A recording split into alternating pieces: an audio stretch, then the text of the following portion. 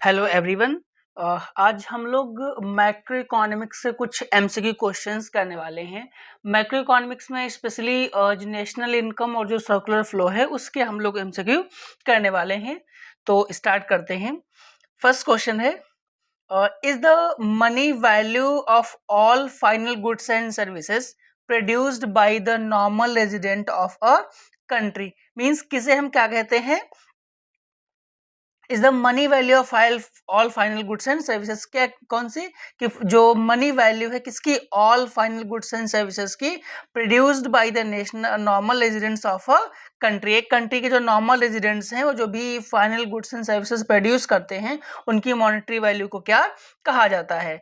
उसे domestic income कहा जाता है, नॉर्मल इनकम कहा जाता है, नेशनल इनकम कहा जाता है, या फिर ऑल ऑफ दी एबव। तो जैसा कि हम लोगों को पता है, जब हम लोग नेशनल इनकम पढ़ते हैं तो उसमें पढ़ते हैं ना कि national income is the refers the money value of all final goods and services produced by the normal residents of a country. तो जो नॉर्मल रेजिडेंट्स हैं कंट्री के अंदर रहने वाले जितने भी लोग हैं, है ना, वो जो भी फाइनल गुड्स एंड सर्विसेज अपना प्रोड्यूस करते हैं, उन फाइनल गुड्स एंड सर्विसेज को हम लोग जब क्या करते हैं, एग्रीगेट करते हैं, तो वही फाइनल गुड्स एंड सर्विसेज क्या कहलाती हैं? नेशनल इनकम कहलाती। क्या कहलाती हैं final goods and services? National income कहलाती हैं। तो इस क्वेश्चन का जो सही आंसर होगा वो कौन सा होगा? National income. Option number C is the right option. ठीक है, नेक्स्ट क्वेश्चन देखते हैं। नेक्स्ट क्वेश्चन है, out of the following which aggregate represents national income. कि निम्न में से कौन सा ऐसा एग्रीगेट है जो किसे रिप्रेजेंट करता है? नेशनल इनकम को रिप्रेजेंट करता है। एनएनपीएमपी करता है, जीएनपीएफसी करता है, एनएनपीएफसी करता है, या फिर जीएनपीएमपी करता है। जब हम लोग नेशनल इनकम पढ़ते हैं, वैसे हमने नेशनल इनकम के 2-3 पार्ट्स में वीडियोस और न्यूमेरिकल क्वेश्चंस अलग से अपलोड कर रखे हैं, आपको डिटेल्ड वीडियो देख सकते हैं नेशनल इनकम, उसमें पूरा नेशनल इनकम अच्छे से एक्सप्लेन किया गया है। ये सारे क्या है? नेशनल इनकम को रिप्रेजेंट करने के मेथड्स हैं, फिर ऐसे कह सकते हैं सारे के सारे क्या है? नेशनल इनकम एग्रीगेट है ना।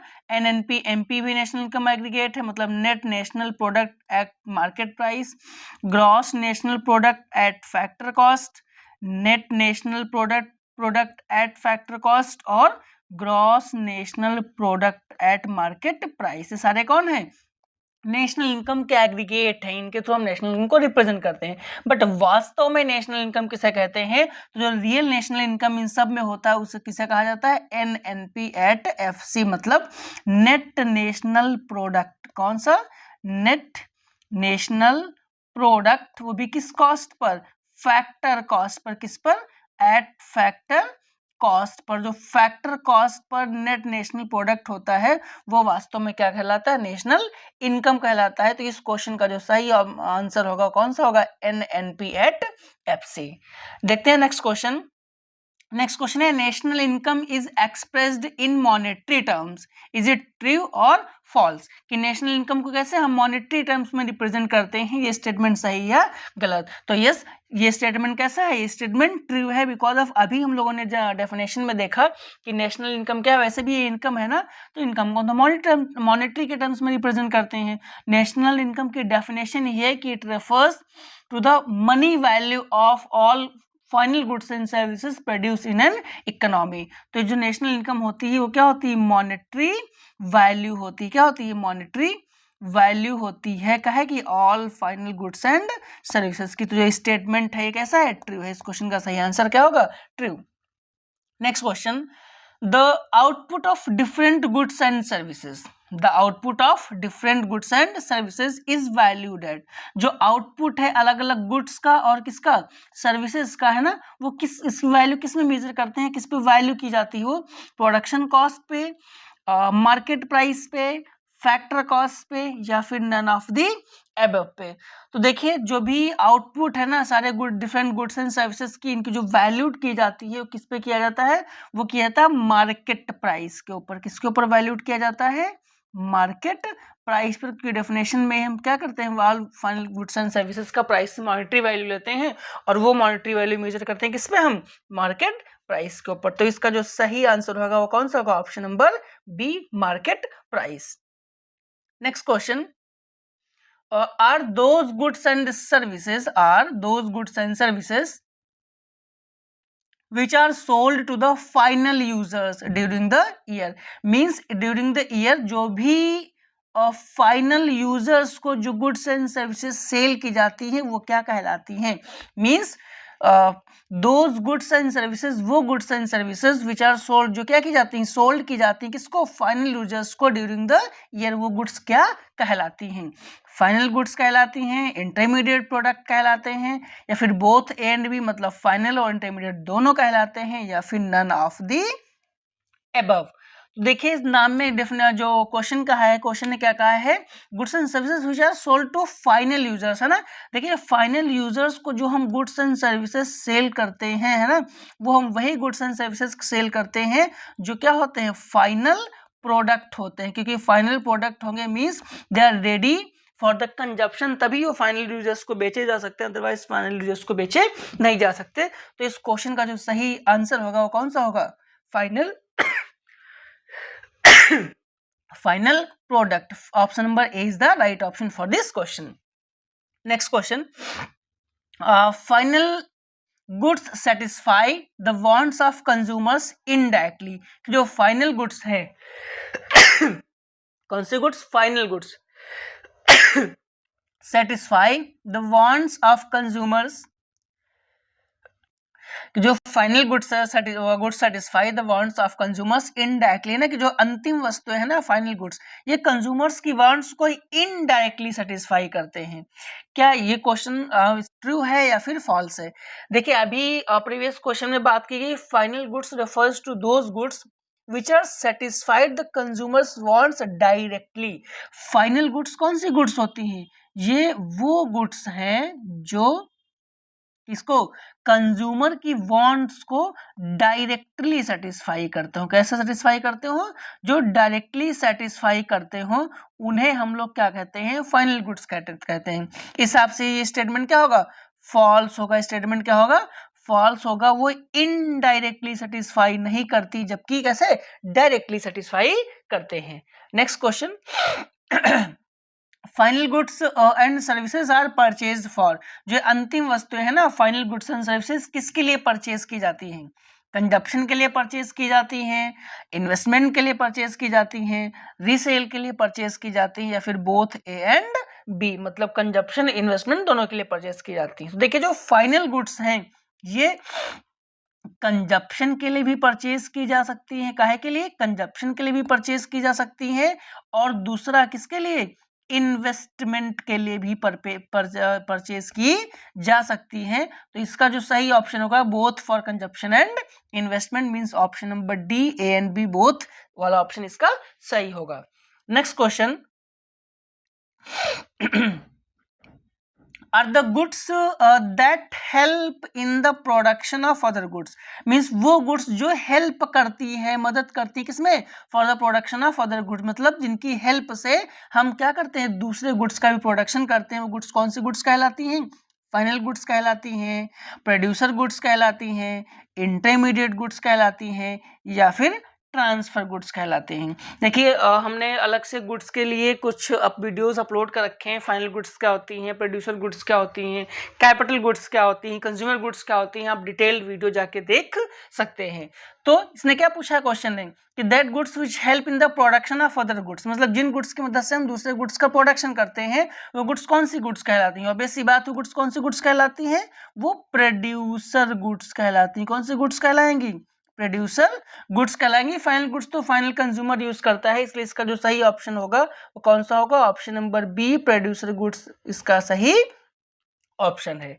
नेक्स्ट क्वेश्चन कि producer goods are final goods, कि प्रोड्यूसर गुड्स कैसी गुड्स होती हैं? फाइनल गुड्स होती हैं। स्टेटमेंट ट्रू है या फॉल्स? तो देखिए प्रोड्यूसर गुड्स, हाँ स्टेटमेंट क्या होगा? ये ट्रू होगा। प्रोड्यूसर गुड्स फाइनल गुड्स हो सकती हैं। ठीक है, प्रोड्यूसर गुड्स कैसी? फाइनल गुड्स हो सकती हैं।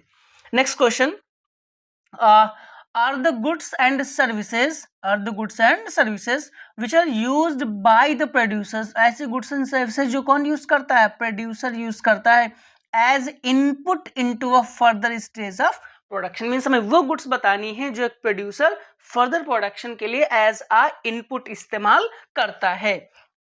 वो फाइनल गुड्स होती हैं कि प्रोड्यूसर गुड्स होती हैं, या इंटरमीडिएट गुड्स होती हैं, या फिर ट्रांसफर गुड्स होती हैं। देखिए जब कोई प्रोड्यूसर अपने प्रोडक्शन प्रोसेस में किसी भी गुड्स को एज अ इनपुट यूज करता है, कैसा, एज अ इनपुट यूज करता है, तो वो गुड्स कौन सी गुड्स कहलाती हैं, इंटरमीडिएट गुड्स कहलाती है। कौन सी गुड्स कहलाती हैं, इंटरमीडिएट गुड्स कहलाती है, बिकॉज ऑफ वो इन इंटरमीडिएट गुड्स का ना इस्तेमाल करके फिर से कोई नई या कोई दूसरी गुड्स बनाता है। जो नई गुड्स बनाने के लिए इनकी हेल्प लेता है, तो गुड्स कौन सी गुड्स कहलाती है, इंटरमीडिएट गुड्स कहलाती है। इसलिए इसका सही ऑप्शन कौन सा होगा, option number C, intermediate goods. Next question, the error which arises in national income estimation, मतलब वो एरर जो नेशनल इनकम के एस्टिमेशन में, नेशनल इनकम का कैलकुलेशन करते हैं, इसमें जो अराइज होती है, कौन सी, if we added up the total output of all the sectors in the economy, कि एक इकोनॉमी के जितने भी सेक्टर्स हैं उन सबको अगर हम ऐड कर लेते हैं, instead of adding up the output of final goods and services only is known as, means question का कहने का मतलब ये है कि हम नेशनल इनकम कैलकुलेट करते समय अगर एक इकोनॉमी में जितने भी सेक्टर्स हैं उन सब में जितना भी आउटपुट हुआ है, अगर हम उस सारे आउटपुट को ऐड कर लें, किसके जगह पर, instead of adding up the output of final goods, मतलब हम फाइनल गुड्स एंड सर्विसेज की जगह पर सारा जो भी आउटपुट अगर उसको ऐड कर ले, तो ये एरर क्या कहलाती है, इनकम एरर कहलाती है, डुअल काउंटिंग एरर कहलाती है, काउंटिंग एरर कहलाती है, या फिर एस्टिमेशन एरर कहलाती है। देखिए जो हम लोग नेशनल इनकम पढ़ते हैं, नेशनल इनकम के 3 मेथड्स हैं, इनकम मेथड, एक्सपेंडिचर मेथड और वैल्यू एडेड मेथड। तो जब हम लोग वैल्यू एडेड मेथड पढ़ते हैं तो उसमें हम क्या देखते हैं कि जो भी इकोनॉमी के तीनों सेक्टर्स हैं, प्राइमरी, सेकेंडरी और टर्सरी, उन तीनों सेक्टर्स में ना जितनी भी वैल्यू एडिशन होती है प्रोडक्शन की, हम केवल उसे ही ऐड करते हैं, बाकी चीज़ों सारी वैल्यू को ऐड नहीं करते। क्यों वहाँ पे हम ये ऐड करते हैं, बिकॉज ऑफ जब हम एक इकोनॉमी के सारे सेक्टर्स के ना जो टोटल आउटपुट है, जब हम इस टोटल आउटपुट को ऐड कर लेते हैं, तो कई बार जहाँ पे प्रोडक्शन प्रोसेस बाय प्रोसेस होता है, तो एक ही चीज़ को हम एक से ज़्यादा बार कई बार ऐड कर लेते हैं, जो कि कैसी एरर कहलाती है, जो कि डुअल काउंटिंग की एरर कहलाती है। कैसी एरर कहलाती है, वो डुअल काउंटिंग की एरर कहलाती है। इसी वजह से इस डुअल काउंटिंग के एरर को अवॉइड करने के लिए हम कौन सा मेथड पढ़ते हैं, वैल्यू एडेड मेथड पढ़ते हैं, जिसमें कि केवल उसी वैल्यू को शामिल करते हैं जितना का एडिशन हुआ होता है। तो जो एरर है कौन सी एरर कहलाती है, डुअल काउंटिंग एरर कहलाती है।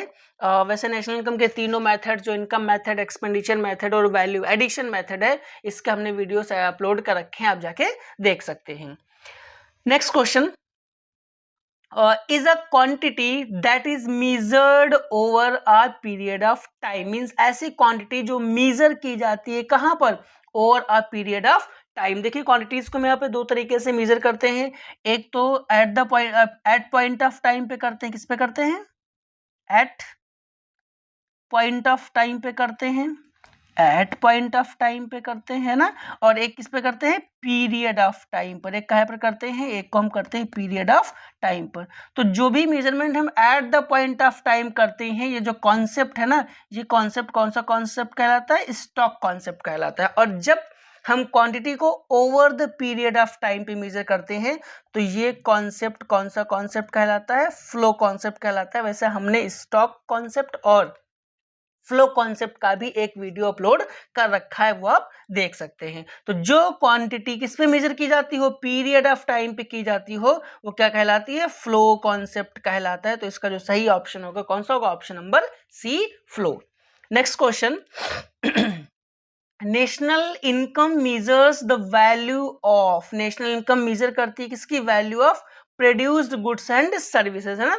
मतलब नेशनल इनकम में जो एडिशन हम करते हैं, जो वैल्यू ऐड करते हैं, किस तरीके के गुड्स एंड सर्विसेज का करते हैं, प्रीवियस ईयर का करते हैं, कंटिन्यूअस ईयर का करते हैं, करंटली ईयर का करते हैं, या लेटली ईयर का करते हैं ना।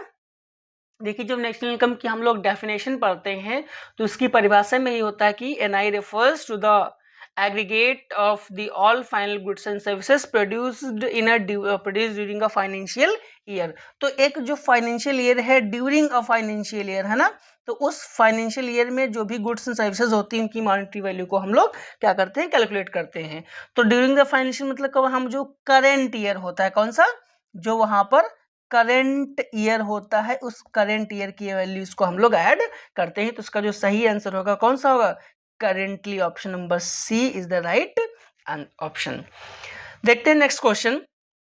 क्वेश्चन नंबर 14 क्या है, transfer payment is from national income, है ना।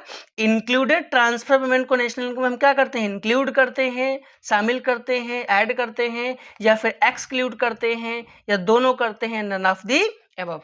देखिए जब हम लोग नेशनल इनकम पढ़ रहे होते हैं तो वहाँ पे दो चीजें पढ़ते हैं। एक तो पढ़ते हैं फैक्टर इनकम, कौन सी इनकम, एक हम लोग पढ़ते हैं फैक्टर इनकम, और दूसरी हम पढ़ते हैं कौन सी, दूसरी हमें पढ़नी होती है ट्रांसफर इनकम। एक कौन सी, एक तो फैक्टर इनकम और दूसरी कौन सी, हमें नेशनल इनकम पढ़नी होती है, ठीक। सॉरी, एक हमें फैक्टर इनकम पढ़ना होता है, दूसरा हमें ट्रांसफर इनकम या ट्रांसफर पेमेंट हम कह सकते हैं जिन्हें, ठीक है। दूसरा हमें ट्रांसफर इनकम पढ़नी होती है। तो देखिए जो ट्रांसफर इनकम है ये वो इनकम होती है जो हमें बिना किसी काम के बदले मिलती है, सिंगल साइडेड पेमेंट होती है। जबकि जो फैक्टर इनकम होती है वो हमें वो इनकम है जो किसी ना किसी फैक्टर सर्विस के बदले में मिलती है। तो फैक्टर इनकम को तो हम शामिल करते हैं नेशनल इनकम की कैलकुलेशन में, लेकिन जो ट्रांसफर इनकम है इस ट्रांसफर इनकम को नेशनल इनकम कैलकुलेट करते समय हम इसे बिल्कुल भी शामिल नहीं करते। तो जो ट्रांसफर पेमेंट है ये नेशनल इनकम में क्या होते हैं, एक्सक्लूड होते हैं। कैसे वो क्या होते हैं, ये ट्रांसफर पेमेंट में एक्सक्लूडेड होते हैं। इसलिए इस क्वेश्चन का जो सही आंसर होगा वो कौन सा होगा, option number B, excluded. Means national income को हम शामिल ही नहीं करते हैं, ठीक है। Next question, sale and purchase of financial assets, किसका, sale and purchase of financial assets are excluded from national income. जो सेल एंड परचेज है फाइनेंशियल एसेट्स की, है ना, वो नेशनल इनकम में क्या होती है, एक्सक्लूडेड होती है। ये ट्रू है या फिर फॉल्स है, मतलब कि जो हम लोग फाइनेंशियल एसेट्स सेल और परचेज करते हैं क्या उसे नेशनल इनकम में शामिल करते हैं। तो देखिए अभी हमने कहा नेशनल इनकम की जब हम लोग डेफिनेशन पढ़ते हैं तो उसकी डेफिनेशन में ही हम लोग क्या पढ़ते हैं कि it refers to the final value of all goods and services. वहां पे हम गुड्स एंड सर्विसेज को शामिल करते हैं, हम फाइनेंशियल एसेट्स को वहां पर शामिल करते हैं। ठीक है, तो जो भी सेल एंड परचेज है ना, जहां से भी इनकम आ रही हो, चाहे गुड्स से आ रही हो चाहे सर्विसेज से आ रही हो, कैसी भी आ रही हो, हम उसे क्या कर लेते हैं, शामिल कर लेते हैं। इसलिए इसका स्टेटमेंट क्या होगा, ट्रू। इसका ऑप्शन सही ऑप्शन क्या होगा, ट्रू। हम इसे भी शामिल रखते हैं, ठीक है। नेक्स्ट इसका सही ऑप्शन क्या होगा, ट्रू। ये स्टेटमेंट क्या है, सही, हम इसे भी शामिल करते हैं, ठीक है। नेक्स्ट क्वेश्चन, इसका ऑप्शन क्या होगा, सही, ट्रू। नेक्स्ट क्वेश्चन देखते हैं कि which of the following are examples of transfer payment, कि निम्न में से कौन सा एक एग्जांपल है किसका, ट्रांसफर पेमेंट का। अभी हम लोगों ने बात की थी दो तरीके की इनकम होती है, एक तो होती है फैक्टर इनकम, एक होती कौन सी, फैक्टर इनकम, और दूसरी हमने कौन सी बात की थी, दूसरी बात की थी हमने ट्रांसफर इनकम की, ठीक है। फैक्टर इनकम के लिए मैंने कहा था क्या होता है कि ऐसी इनकम जो किसी ना किसी फैक्टर के सर्विस देने के बदले में मिलती हो, चाहे वो लैंड हो, चाहे जो फैक्टर ऑफ प्रोडक्शन स्पेशली हमारे लैंड, लेबर, कैपिटल, एंटरप्रेन्योरशिप, इनसे जो भी इनकम जनरेट होती है वो फैक्टर इनकम कहलाती है। मगर इन फैक्टर्स के अलावा ना जहां से भी इनकम जनरेट हो जो सिंगल साइडेड पेमेंट हो, जो कैसी हो, single sided payment means the income which is received by without rendering any factor services is known as transfer payment, ठीक है। बिना किसी सर्विस दिए, बिना किसी को सर्विस दिए उसके बदले में जो हमें पैसा मिले वो क्या होता है, ट्रांसफर इनकम कहलाता है। तो कह रहा है इस क्वेश्चन ने कि क्या क्या ट्रांसफर इनकम में शामिल किया जाता है। ऑप्शन नंबर एक क्या है, गिफ्ट शामिल किए जाते हैं, तो बिल्कुल गिफ्ट शामिल किए जाते हैं। जो हमें गिफ्ट मिलते हैं, अगर हम किसी को गिफ्ट देते हैं तो उसके बदले में ना तो हमें कोई सर्विस देता है ना तो हमें सर्विस मिलती है, तो गिफ्ट शामिल किए जाते हैं कहाँ, ट्रांसफर पेमेंट में। डोनेशंस के केस में भी ये होता है, जरूरी नहीं कि हमें किसी फैक्टर सर्विस के बदले में डोनेशन मिले, डोनेशन हमें ऐसे मिल जाता है जो कि सिंगल साइडेड पेमेंट होते हैं, तो डोनेशन भी शामिल होता है कहाँ, ट्रांसफर पेमेंट में। ओल्ड एज पेंशन, देखिए ओल्ड एज पेंशन भी ठीक है, कैसा ट्रांसफर पेमेंट है, जो हमें वो पेंशन मिलती है उसके बदले में हमें कोई भी पेमेंट करना नहीं पड़ता है। तो तीनों एग्जाम्पल हैं किसके, ट्रांसफर पेमेंट के, इसलिए सही ऑप्शन कौन सा हो जाएगा, all of the above, means तीनों क्या है, ट्रांसफर पेमेंट का एग्जाम्पल है। ठीक है, next question, are the payments for which, है ना, are the payments for which no productive services are rendered in return. अभी हमने बात की थी कि ऐसे पेमेंट्स जिनके बदले में कोई भी हमें प्रोडक्टिव सर्विसेज रेंडर नहीं करनी पड़ती, कोई प्रोडक्टिव सर्विस देनी नहीं पड़ती, बिना प्रोडक्टिव सर्विस के जो इनकम मिले वो क्या कहलाता है, वो सिंपल सा क्या कहलाता है, ट्रांसफर इनकम या फिर ट्रांसफर पेमेंट कहलाता है। तो इस क्वेश्चन का जो सही आंसर होगा वो कौन होगा, transfer payment, option number C. बढ़ते हैं नेक्स्ट क्वेश्चन की ओर। नेक्स्ट क्वेश्चन क्या है, are those persons who ordinarily reside in a country, ये वो पर्सन्स हैं जो ऑर्डरली कहाँ, कंट्री के अंदर रहते हैं, वेयर दे लिव, जहां वो रहते हैं, and whose economic interest lie in that country, means वो पर्सन जो नॉर्मली ऑर्डरली उस कंट्री में रहते हैं और जिनका इकोनॉमिक इंटरेस्ट ना उस कंट्री में लाई करता है, उन्हें क्या कहा जाता है, उन्हें फॉरेन रेजिडेंट्स कहा जाता है, उन्हें नॉर्मल रेजिडेंट्स कहा जाता है, उन्हें डोमेस्टिक रेजिडेंट्स कहा जाता है, या फिर उन्हें परमानेंट रेजिडेंट्स कहा जाता है। तो देखिए जो इंसान उस कंट्री में रहता है, जो ऑर्डरली रिलेटिव्स की उस कंट्री के अंदर है और जिसका इकोनॉमिक इंटरेस्ट उसी कंट्री में लाई करता है, ऐसे रेजिडेंट को उस कंट्री का क्या, नॉर्मल रेजिडेंट कहा जाता है। ठीक है, तो इस क्वेश्चन का जो सही आंसर होगा वो कौन होगा, normal resident, option number B. वैसे नॉर्मल रेजिडेंट्स की भी कुछ कंडीशंस होती हैं कि किन्हें हम नॉर्मल रेजिडेंट कहते हैं, वो कंडीशंस आप एक बार देख लीजिएगा, सारी conditions.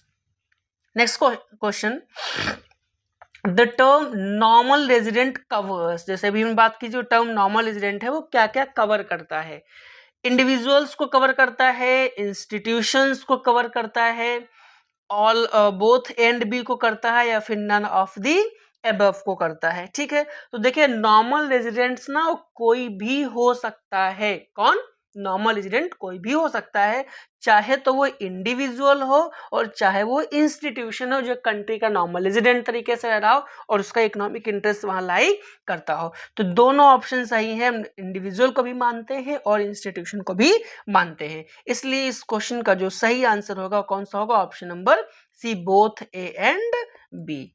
Next question, next question क्या है, रेफर्स द जियोग्राफिकल और political boundary of a country, कि किसे हम क्या कहते हैं, जियोग्राफिकल और political boundary of a country कहते हैं, है ना, रेफर्स टू अ जियोग्राफिकल और political boundary of a country, means किसे हम कंट्री को क्या, जियोग्राफिकल या पॉलिटिकल बाउंड्री का दर्जा देते हैं, डोमेस्टिक टेरिटरी को देते हैं, नेशनल टेरिटरी को देते हैं, नॉर्मल टेरिटरी को देते हैं, या फिर ऑल ऑफ दी एबव को देखें। देखिए क्वेश्चन ने क्या कहा था, जियोग्राफिकल या फिर पॉलिटिकल बाउंड्री, है ना, तो जियोग्राफिकल या फिर जो हमारी पॉलिटिकल बाउंड्री है ना, वो पॉलिटिकल बाउंड्री कौन होती है, वो हमारी डोमेस्टिक टेरिटरी होती है ना, तो इस क्वेश्चन का जो सही आंसर होगा कौन होगा, domestic territory.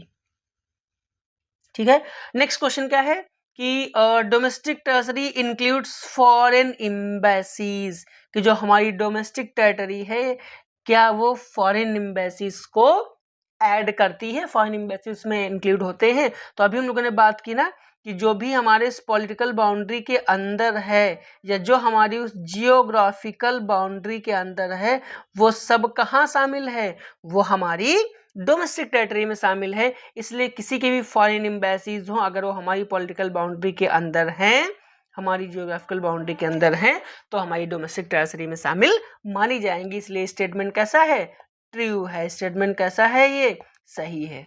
Next question, the factor incomes earned और जनरेटेड आर स्पेंट ऑन, जो भी फैक्टर इनकम हम क्या करते हैं, अर्न करते हैं, जो भी फैक्टर इनकम कमाते हैं, जो जनरेट करते हैं, वो स्पेंड की जाती है, खर्च की जाती है, किसके ऊपर, पर्सनल एक्सपेंडिचर के ऊपर खर्च की जाती है, फैक्टर कंजप्शन के ऊपर खर्च किया जाता है, परचेजिंग गुड्स के ऊपर खर्च किया जाता है या फिर ऑल ऑफ दी अबव के ऊपर। तो देखिए जो भी इनकम हम जनरेट करते हैं, जो भी इनकम हम कमाते हैं, है ना, वो हम अपने पर्सनल एक्सपेंडिचर पे भी खर्च करते हैं, वो हम अपने फैक्टर कंजप्शन पे भी खर्च करते हैं, वो हम गुड्स परचेज करने पे खर्च करते हैं। मतलब इसका ऑप्शन क्या होगा, ऑल ऑफ दी अबव। जब भी पैसा हम या कोई भी अर्न करता है वो अपने वेरियस पर्पजेस के लिए अलग अलग चीजों के ऊपर खर्च करता है। Next question, is defined as the flow of payments. किसे हम क्या करते हैं, डिफाइन करते हैं, किसे डिफाइन करते हैं, flow of payment and receipts for goods and services and factor services between different sectors of the economy, है ना। मींस किसे, है ना, डिफाइन किया जाता है किस तरीके से कि वो फ्लो ऑफ पेमेंट का है, फ्लो ऑफ पेमेंट है और रिसिप्ट्स हैं, किसके बदले में, गुड्स एंड सर्विसेज के बदले में और फैक्टर सर्विसेज के बदले में एक इकोनॉमी के अंदर, ठीक है। उसे क्या कहा जाता है, फैक्टर फ्लो कहा जाता है, सर्कुलर फ्लो ऑफ इनकम कहा जाता है, इनकम फ्लो कहा जाता है या फिर इकोनॉमिक फ्लो कहा जाता है। तो देखिए एक इकोनॉमी के अंदर अलग अलग सेक्टर्स में ना जो भी फ्लो ऑफ पेमेंट्स है, फ्लो ऑफ क्या है, फ्लो ऑफ पेमेंट हो, चाहे फ्लो ऑफ रिसिप्ट्स हो, है ना, या फैक्टर सर्विस के बीच में जो एक्सचेंज होता है वो क्या कहलाता है, वो कहलाता है सर्कुलर फ्लो ऑफ इनकम। वो क्या कहलाता है, सर्कुलर फ्लो ऑफ इनकम। तो इसका जो सही आंसर होगा वो कौन होगा, सर्कुलर फ्लो होगा। सर्कुलर फ्लो की वैसे जो दी गई है ना स्टेटमेंट, सर्कुलर फ्लो की डेफिनेशन है। नेक्स्ट क्वेश्चन देखते हैं, Which of the following about circular flow is true? Which of the following about circular flow is true? इनमें से कौन सा सर्कुलर फ्लो के बारे में ट्रू है, सही है। सर्कुलर फ्लो क्या होता है, इट फ्लोज इन नेचर, है ना, इट फ्लोज इन नेचर, ये नेचुरल फ्लो है। इट इज कांस्टेंट, ये कांस्टेंट रहता है। इट जनरेट्स इनकम, ये इनकम जनरेट करता है, या फिर ऑल ऑफ दी अबव। तो देखिए जो ये सर्कुलर फ्लो होता है ना कि एक सेक्टर से दूसरे सेक्टर में किस तरीके से इनकम का फ्लो होता है, फ्लो इन नेचर भी है, ये कांस्टेंट भी है कि एक सेक्टर से दूसरे सेक्टर में, दूसरे से किसी नेक्स्ट सेक्टर में या अपने पुराने सेक्टर में वापस आती है चीज़ें। और ये जनरेट इनकम, बिल्कुल जब हम फैक्टर सर्विसेज देते हैं एक सेक्टर से दूसरे में तो वहाँ से हमें इनकम भी रिसीव होती है। इसलिए इसका जो सही आंसर होगा कौन होगा, ऑल ऑफ दी एबव। वैसे सर्कुलर फ्लो का वीडियो भी मैंने अपने चैनल पे अपलोड कर रखा है, अब वो वीडियो देख सकते हैं, तो वहां से आपको सर्कुलर फ्लो पूरा समझ में आ जाएगा। नेक्स्ट क्वेश्चन, क्वेश्चन क्या कह रहा है कि consist of flow of factor services. ये क्या करता है, कंसिस्ट करता है, इंक्लूड करता है, किसे, फ्लो ऑफ फैक्टर सर्विसेज। किस शामिल करता है ये, फ्लो ऑफ फैक्टर सर्विसेज को शामिल करता है, and the flow of goods and services, और किसे, flow of goods and services को among different sectors of an economy. ये क्या कहलाता है, कौन क्या कहलाता है, जो फैक्टर सर्विसेज को शामिल करता है, किसको, फैक्टर सर्विसेज को, and the flow of goods and services, और फ्लो ऑफ किसका, गुड्स एंड सर्विसेज को शामिल करता है। सर्कुलर फ्लो होता है, ये इनकम फ्लो होता है, ये रियल फ्लो होता है, या फिर ये मनी फ्लो होता है। देखिए जब हम लोग फ्लो पढ़ रहे होते हैं तो वहाँ पे रियल फ्लो और मनी फ्लो दो चीजें पढ़ते हैं, ठीक है।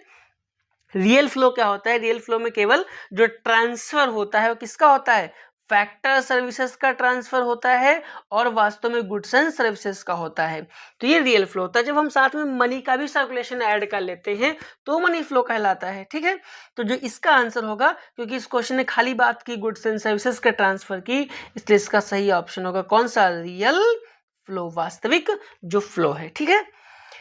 नेक्स्ट क्वेश्चन देखते हैं। नेक्स्ट क्वेश्चन क्या है कि कंसिस्ट ऑफ फ्लो, क्या है नेक्स्ट क्वेश्चन, कंसिस्ट ऑफ, जो फ्लो है वो क्या कहलाता है। देखिए consist of flow of money incomes, है ना, जो क्या क्या शामिल है, मनी इनकम शामिल है, for factor services and money expenditures incurred on purchase of goods and services. अभी मैंने बात की थी ना कि जब हम फ्लो ये शामिल कर रहे हैं एक फ्लो में, जब हम गुड्स एंड सर्विसेज का फ्लो मान रहे हैं तो इसमें हम ट्रांसफर ले रहे हैं किसका, मनी इनकम्स का भी को भी देख रहे हैं, फैक्टर सर्विसेज को भी देख रहे हैं, और purchase of goods and services भी ले रहे हैं। मतलब गुड्स और सर्विसेज की भी हम बात कर रहे हैं और साथ साथ में उन गुड्स एंड सर्विसेज के बदले में जो मनी एक्सचेंज है उसे भी हम शामिल कर रहे हैं। तो ऐसा फ्लो मैंने कहा था कौन सा फ्लो कहलाता है, मनी फ्लो कहलाता है। कौन सा फ्लो कहलाता है, मनी फ्लो कहलाता है। तो इसका जो सही ऑप्शन होगा कौन सा होगा, मनी फ्लो होगा। देखते हैं नेक्स्ट क्वेश्चन। नेक्स्ट क्वेश्चन क्या है, are the main owners of factors of production. किसे फैक्टर्स ऑफ प्रोडक्शन का मेन ऑनर माना जाता है या कहा जाता है? कौन फैक्टर ऑफ प्रोडक्शन का मेन ऑनर है? हाउस होल्ड्स होते हैं, बिजनेस सेक्टर्स होते हैं, फर्म्स होती है या फिर गवर्नमेंट होती है? तो देखिए जो फैक्टर ऑफ प्रोडक्शंस हैं, कौन? फैक्टर्स ऑफ प्रोडक्शन, उत्पादन के जो साधन है, इनका जो मेन ऑनर होता है वो कौन होता है? हाउस होल्ड्स होते हैं। कौन होता है?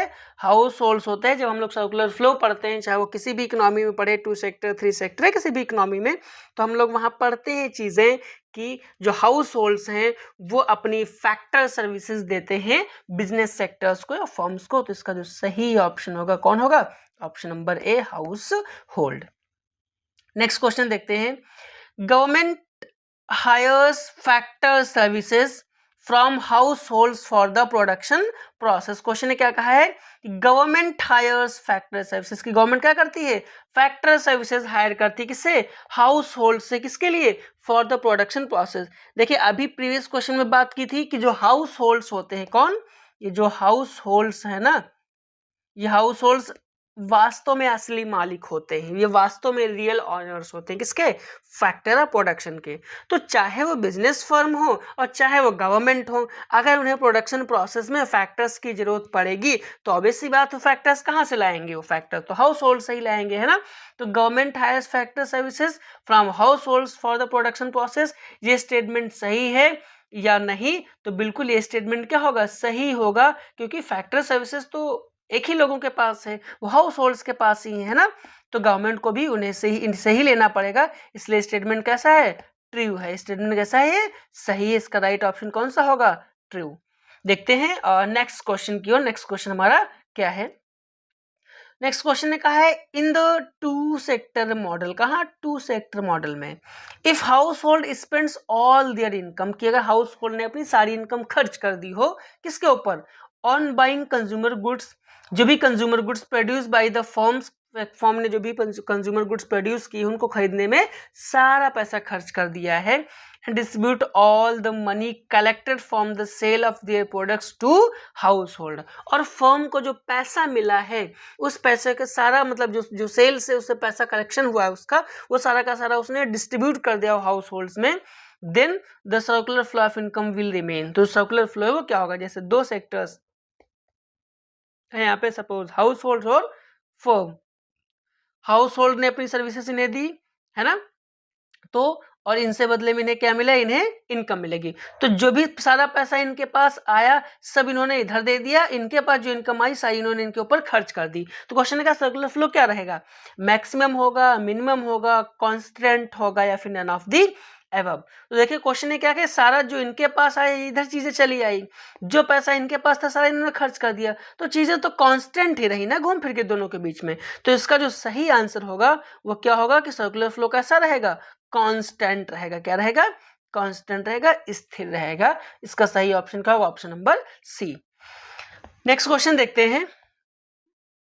नेक्स्ट क्वेश्चन क्या है कि total income of the household is equal to the expenditure of the firms, कि जो टोटल इनकम है हाउस होल्ड्स की वो बराबर होती है, इक्वल होती है किसके? To the expenditure of the firms on the purchase of factor services. मतलब एक जो फर्म्स हैं वो फैक्टर सर्विसेज खरीदने पे जो सारा पैसा खर्च करती हैं वो जो हाउस होल्ड्स की इनकम के बराबर होता है। ये स्टेटमेंट ट्रू है या फॉल्स? अभी प्रीवियस क्वेश्चन में हम लोगों ने देखा कि जो बिजनेस फर्म्स हैं या जो मैन्युफैक्चरिंग फर्म्स हैं वो जो भी फैक्टर सर्विसेज परचेज करती हैं वो सारा का सारा पैसा किसके पास आता है? हाउस होल्ड्स के पास ही आता है ना। इसका मतलब फर्म जितना भी खर्च करेंगी फैक्टर सर्विसेज को या फैक्टर सर्विसेज के ऊपर जो पैसा खर्च करेंगी वो सारा का सारा पैसा ना किसके पास आएगा? वो हाउस होल्ड्स के पास आएगा। किसके फॉर्म में? इनकम के फॉर्म में। तो स्टेटमेंट क्या है? ट्रू है। स्टेटमेंट एकदम सही है। देखते हैं नेक्स्ट क्वेश्चन की ओर। नेक्स्ट क्वेश्चन क्या है? कि क्वेश्चन का है are not purchased by the consumers but by the firms only. क्या चीजें हैं जो कौन परचेज नहीं करता? कंज्यूमर्स परचेज नहीं करता, but this is only purchase by the consumers, है ना। और नॉट परचेज बाय और नॉट परचेज बाय कंज्यूमर्स लिखा है, कंज्यूमर जो परचेज नहीं करते but by the firms only. कौन सी ऐसी गुड्स हैं जो केवल फर्म परचेज करती है? कंज्यूमर गुड्स, देखिए इनका नाम ही कंज्यूमर गुड्स है, कौन परचेज करेगा? तो कंज्यूमर परचेज करेगा, है ना। तो ऑप्शन नहीं हो सकता। फिर क्या है? Capital goods. कौन सा? Option number B capital goods, option number C final goods and option number D is the intermediate goods. देखिए कंज्यूमर गुड्स तो नहीं होगी क्योंकि कंज्यूमर्स डायरेक्टली परचेज करते हैं। फाइनल गुड्स ये भी रेडी होती हैं फाइनल कंजप्शन के लिए, तो भी कैपिटल गुड्स नहीं हुई, है ना। इंटरमीडिएट गुड्स को एज अ प्रोड्यूसर यूज करता है, एज अ इनपुट यूज करता है, ठीक है। तो ये भी नहीं हुआ। इस क्वेश्चन का जो सही ऑप्शन होगा कौन सी? वो कैपिटल गुड्स होती है। कैपिटल गुड्स कह ले या हम प्रोड्यूसर गुड्स कह सकते हैं, जिन्हें कौन परचेज करता है ना, कंज्यूमर परचेज नहीं करता जबकि फर्म परचेज करती है। तो उसका जो सही आंसर होगा कौन सा होगा? Option number C is the right option for this question. कौन? Capital goods. कौन परचेज करेगा? कंज्यूमर नहीं करेगा, इन्हें करता है तो फर्म परचेज करता है, ठीक है। देखते हैं नेक्स्ट क्वेश्चन क्या है। नेक्स्ट क्वेश्चन का है equilibrium condition of the circular flow of income. Circular flow of income की इक्विलिब्रियम कंडीशन क्या होती है? कहाँ पर? इन अ टू सेक्टर इकोनॉमी। देखिए हम लोग जब सर्कुलर फ्लो पढ़ते हैं ना, तो हम टू सेक्टर इकोनॉमी में भी पढ़ते हैं, हम थ्री सेक्टर इकोनॉमी में पढ़ते हैं, हम मल्टी सेक्टर इकोनॉमी में पढ़ते हैं। तो क्वेश्चन ने कहा है कि टू सेक्टर इकोनॉमी में इक्विलिब्रियम की कंडीशन क्या होती है। तो देखिए दो सेक्टर जो होते हैं, दो सेक्टर बेसिक कौन से होंगे? एक तो हाउस होल्ड होगा और दूसरा कौन होगा? फर्म होगा। एक तो हाउस होल्ड होगा, दूसरा कौन होगा? फर्म होगा। तो टू सेक्टर इकोनॉमी की जो पहली कंडीशन है वो है कि एग्रीगेट डिमांड एग्रीगेट सप्लाई के बराबर होनी चाहिए। इसके बराबर होनी चाहिए, एडी इक्वल्स टू ए के बराबर होना चाहिए, और एडी होता है सी प्लस आई और एग्रीगेट सप्लाई होती है C plus S. S C और सी अगर कैंसिल भी कर दें तो आई इक्वल्स टू क्या हो जाएगा? एस। मतलब दूसरी कंडीशन कौन बनेगी? सेविंग इक्वल्स टू इन्वेस्टमेंट, और एक कंडीशन बनेगी एडी इक्वल्स टू एस। मतलब ये भी सही है और ये भी सही, इसलिए इसका जो सही ऑप्शन होगा बोथ ए एंड बी। देखते हैं नेक्स्ट क्वेश्चन की ओर। नेक्स्ट क्वेश्चन क्या है? नेक्स्ट क्वेश्चन का है the difference between gross and net. जो ग्रॉस है और जो नेट है, इनके बीच का डिफरेंस क्या कहलाता है ना? डेप्रिसिएशन कहलाता है, NFIA net factor income from abroad कहलाता है, नेट इनडायरेक्ट टैक्स कहलाता है, या फिर सब्सिडीज कहलाता है। देखिए इन क्वेश्चंस को करने के लिए मैंने कहा ना आपको नेशनल इनकम आनी चाहिए। अगर आपने नेशनल इनकम नहीं पढ़ी है तो मैंने प्रॉपर नेशनल इनकम के वीडियोस अपलोड कर रखे हैं, जहाँ से आपको बहुत अच्छे से नेशनल इनकम समझ में आ जाएगा। अब वो वीडियो देख सकते हैं, वहाँ पे मैंने एक्सप्लेन कर रखा है जो ग्रॉस और नेट के बीच का जो डिफरेंस होता है वो क्या होता है? वो डेप्रीसिएशन होता है। इस क्वेश्चन का जो सही आंसर है वो कौन है? डेप्रीसिएशन। क्योंकि जब हम क्या निकालते हैं? नेट निकालते हैं, तो नेट निकालने के लिए हम ग्रॉस में से क्या माइनस करते हैं? डेप्रीसिएशन माइनस करते हैं। मतलब इन दोनों के बीच का जो डिफरेंस है वो कौन होता है? वो डेप्रीसिएशन ही होता है, ठीक है। बढ़ते हैं नेक्स्ट क्वेश्चन की ओर। नेक्स्ट क्वेश्चन क्या है? How is GDP MP, how is GDP MP different from NNPFC. मतलब जीडीपी एमपी जो gross domestic product at market price है, ये net national product at factor cost से कैसे डिफरेंट है ना? किस तरीके से डिफरेंट है? या ऐसा कह सकते हैं इन दोनों के बीच में अंतर पूछा है, इनमें भी अंतर क्या है? वैसे ये भी नेशनल इनकम कन्वर्जन के क्वेश्चन से मैंने भी कहा कि ऑलरेडी मैंने वीडियोस कर रखे हैं, आप वो देख सकते हैं। तो एक बार देख लेते हैं कि इनके बीच में क्या अंतर है। सपोज जब हमें एनएनपीएफसी निकालना हो, क्या निकालना हो? एनएनपीएफसी निकालना हो किससे? जीडीपी एमपी से अगर निकालना हो, है ना। तो हमें जीडीपी एमपी से एनएनपीएफसी निकालना होता है तो हमें क्या करना पड़ता है? देखिए ये हमें नेट चाहिए, ये ग्रॉस है, तो अगर नेट निकालना है ग्रॉस में से तो हमें डेप्रिसिएशन क्या करना पड़ेगा? माइनस करना पड़ेगा। ये नेशनल है और ये डोमेस्टिक है, अगर हमें नेशनल चाहिए तो डोमेस्टिक में एक्सपोर्ट और इंपोर्ट क्या करना पड़ेगा? ऐड करना पड़ेगा। मतलब एनएफआई हमको क्या करना पड़ेगा? ऐड करना पड़ेगा, है ना। तो डेप्रिसिएशन का एक तो अंतर है दोनों के बीच में, और एक तो एक्सपोर्ट इंपोर्ट का अंतर है, और दूसरा ये फैक्टर कॉस्ट है और ये मार्केट प्राइस है। अगर मुझे फैक्टर कॉस्ट चाहिए एमपी से तो हमें एनआईटी क्या करना पड़ेगा? माइनस करना पड़ेगा। मतलब एनआईटी का भी अंतर है। तो जीडीपी और एनपीएफसी के बीच में एनएफआईए का भी अंतर है, ये भी ऑप्शन सही है। एनआईटी का भी अंतर है, ये भी ऑप्शन सही है। और डेप्रिसिएशन का भी डिफरेंस, ये भी ऑप्शन सही है। मींस इसका जो सही ऑप्शन होगा कौन सा होगा? All of the above. ठीक है, मतलब जीडीपी एमपी एनपीएफसी में एनएफआईए का भी अंतर होता है, एनआईटी का भी अंतर होता है, डेप्रिसिएशन का भी अंतर होता है, इसलिए तीनों का डिफरेंस होगा ऑल ऑफ दी एबव। देखते हैं नेक्स्ट क्वेश्चन। नेक्स्ट क्वेश्चन क्या कह रहा है कि the output at current year price, है ना, जो करंट ईयर प्राइस पे जो आउटपुट है वो क्या कहलाता है? नॉमिनल जीडीपी कहलाता है, रियल जीडीपी कहलाता है, नेशनल जीडीपी कहलाता है, या फिर नन ऑफ दी एबव।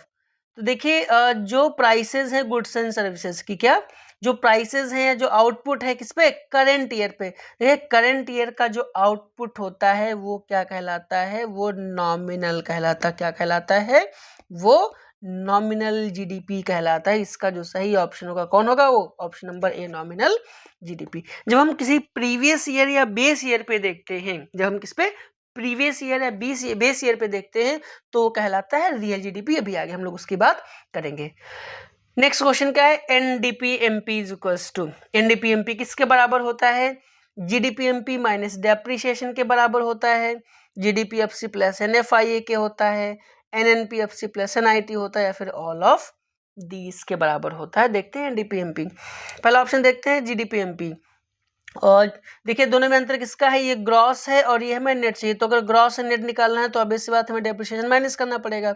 ये डोमेस्टिक है, भी डोमेस्टिक है, प्रोडक्ट मार्केट प्राइस। तो पहला ऑप्शन ही मैच कर रहा है कि एनडीपीएमपी इक्वल्स टू क्या होता है? जीडीपीएमपी माइनस डेप्रिसिएशन। भी कन्वर्जन का क्वेश्चन है, अगर आपको कन्वर्जन अच्छे से आते हैं तो ये सारी चीजें आपको आसानी से समझ आ जाएंगी।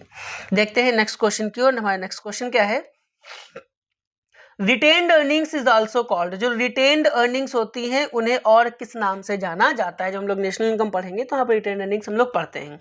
ये अनडिस्ट्रीब्यूटेड प्रॉफिट के नाम से जानी जाती हैं, ये सेविंग ऑफ प्राइवेट सेक्टर के नाम से जानी जाती हैं, ये एक्सेस रिजर्व्स के नाम से जानी जाती हैं, ये ऑल ऑफ दी अबव के नाम से जानी जाती है। जिसका नाम ही क्या है? रिटेन्ड, है ना, जिसे दोबारा से क्या कर लिया गया हो? रिटेन कर लिया हो। और जो रिटेन्ड अर्निंग्स है ना, ये जो दूसरा नाम है वो किसका दूसरा नाम है? अनडिस्ट्रीब्यूटेड प्रॉफिट का दूसरा नाम है। किसका? अनडिस्ट्रीब्यूटेड प्रॉफिट का। जो प्रॉफिट डिस्ट्रीब्यूट नहीं किया गया, फिर से उसी फॉर्म में, उसी बिजनेस इंटरप्राइजेस में रिटेन कर लिया गया है, तो वो रिटेन्ड अर्निंग्स कहलाती है। इसका जो सही ऑप्शन होगा ऑप्शन नंबर ए, अनडिस्ट्रीब्यूटेड प्रॉफिट। देखते हैं नेक्स्ट क्वेश्चन क्या है। नेक्स्ट क्वेश्चन बहुत आसान सा क्वेश्चन है कि ट्रांसफर पेमेंट्स और रिसीट्स आर डैश है, फिल द ब्लैंक्स है, वाइल कैलकुलेटिंग नेशनल इनकम। की जो ट्रांसफर पेमेंट है, जो रिसिप्ट्स हैं, है ना, वो नेशनल इनकम कैलकुलेट करते हैं उसमें क्या किए जाते हैं? एक्सक्लूड किए जाते हैं, इंक्लूड किए जाते हैं, both and B none of the above. शायद ऐसा क्वेश्चन अभी पीछे हम लोगों ने किया है, मैंने बात की थी वहाँ पे ट्रांसफर और फैक्टर पेमेंट की। तो ये क्या किए जाते हैं? ये नेशनल इनकम में एक्सक्लूडेड होते हैं, इन्हें नेशनल इनकम में शामिल नहीं किया जाता। Option number A, excluded is a right option. Next question कि कंपेंसेशन पेड टू एम्प्लॉइज, जो एम्प्लॉइज को ना कंपेंसेशन दिया जाता है, कहाँ? इन काइंड के फॉर्म में, in fill in the blanks in national income. जो एम्प्लॉइज को ना काइंड के फॉर्म में कंपेंसेशन दिया जाता है उसे नेशनल इनकम में इंक्लूड किया जाता है, एक्सक्लूड किया जाता है, इग्नोर किया जाता है, या फिर नॉट मेंशन, है ना। देखिए कंपेंसेशन एम्प्लॉइज को मिले, चाहे वो कैश के फॉर्म में मिले, चाहे वो किसके काइंड के फॉर्म में मिले, उसे नेशनल इनकम में क्या किया जाता है? इंक्लूड किया जाता है। ठीक है, आप इसके लिए हमारा जो वीडियो है और इनकम मेथड का वो डिटेल में देखेंगे तो समझ जाएंगे। ठीक है, तो जो कंपेंसेशन है वो क्या किया जाता है? इंक्लूड किया जाता है, चाहे काइंड के फॉर्म में हो चाहे कैश के फॉर्म में हो।